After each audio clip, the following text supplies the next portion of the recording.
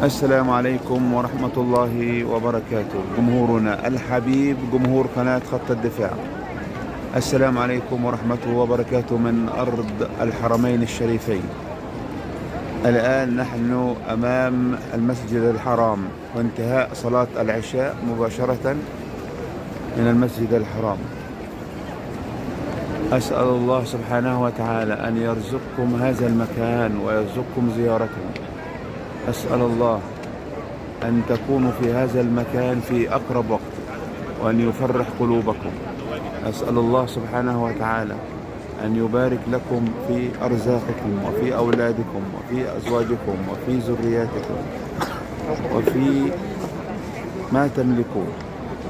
إخوة الأحباب، الحرم زحمة جدا. الحرم بسم الله ما شاء الله، نحمد الله أنه خلقنا مسلمين. الحرم زحمة لأبعد ما تتخيلوا. انتهاء صلاة العشاء، انظروا، شوفوا الناس، شوفوا المصلين، شوفوا المعتمرين، شوفوا المكان.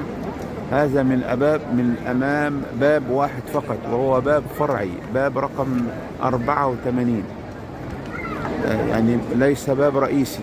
الأبواب الرئيسية ستجدونها زحمة جدا. الأبواب الرئيسية ستجدونها زحمة للغاية. دعواتي لكم بأن يكتب لكم زيارة هذا المكان الطيب الطاهر. دعواتي لكم أن تأتوا إلى هذا المكان وتروا الكعبة الشريفة المكرمة، البيت المعظم. أسأل الله سبحانه وتعالى أن تزوروا هذا المكان وأن يرزقكم بزيارته وأن تكونوا قريبا جدا إن شاء الله في هذا المكان الطيب. دعواتي إليكم وإلى أن نلقاكم إن شاء الله. دمتم وفي أمان الله.